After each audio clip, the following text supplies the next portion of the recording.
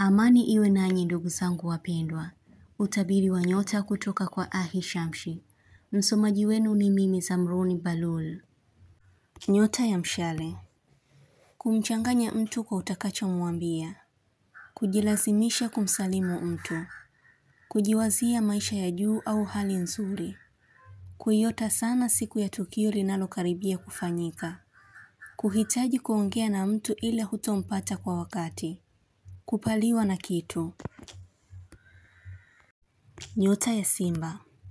Kuridhiana na mtu katika jambo. Kujihisi umekuwa mwepesi baada ya utekelezaji wa kitu. Kuhisi maumivu ya kiuno. Kuridhia kwa kitu utakachoambiwa. Kujihisi hali ya kutamani vitu. Nyota ya Punda. Kuutamani uzao wa mapacha. Mtu kufika kwako kwa bashasha. Kuna jambo utakalo taarifiwa. Kumbishia mtu kitu cha kweli. Kuota ndoto itakayokupa wasiwasi. Kuwa na hisia mbaya kwa mtu. Utamfanyia mtu kitu cha kumshtukiza. Utaambiwa kitu kitakachofanya uwe na furaha. Nyota ya Nge. Kumwelezea mtu jambo kwa kina. Kutaka kujua mambo mengi kwa wakati mmoja. Kujihisi mchovu. Kufichua siri au jambo ambalo mtu mwingine hakulijua. Kupata ishara mbaya ila yenye tahadhari kwako. Nyota ya Kaa. Kutojihisi sawa. Kufululiza kuota ndoto ya aina moja. Kujihisi unagundu kwa jambo fulani. Kujawa na maumivu moyoni. Kuhisi unasemeshwa kwa sauti usizozisikia kikawaida. Ila kuna mtu anahitaji msaada wako. Unatamani kuamua kitu ila unashindwa. Njia zako unaziona ziko na kiza. Kufikia kikomo cha matumizi ya kitu.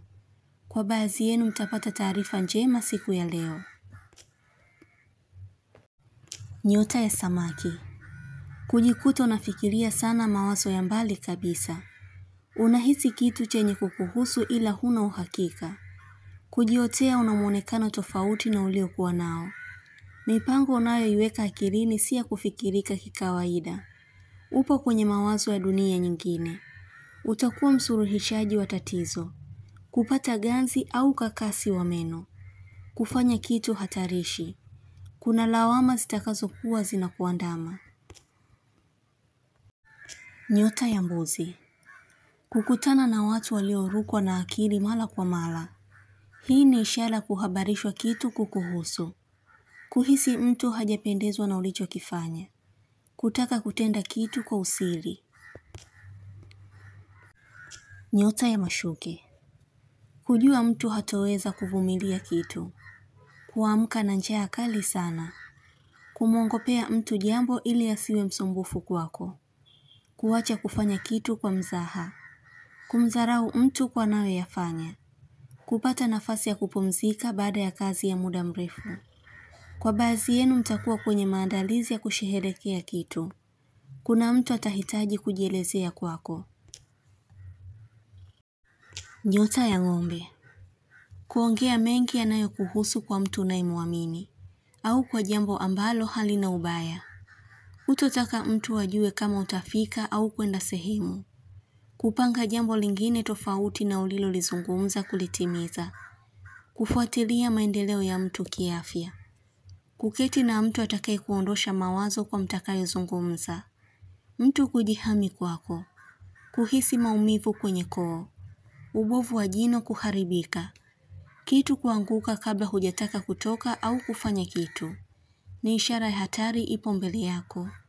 Kuvunjika kwa kioo. Jihadhari na tatizo au jambo baya. Kuna nguvu inayokuandama. Hivyo ni lazima ujihisi kuumwa sana. Kuna jambo litakugharimu usipokuwa makini. Ubaya uepuke kabla hujakupa madhara au udhibiti ikiwezekana. Kuna mtu atakuchekea lakini moyoni ana kisasi na wewe. Ukiwa mwenye kujihisi kiu sana au kuyaota maji na kuona vyanzo vyake. Unajulishwa kuwa fanya maombi kupitia maji. Kwa unalolihitaji liweze kukufikia kwa wepesi.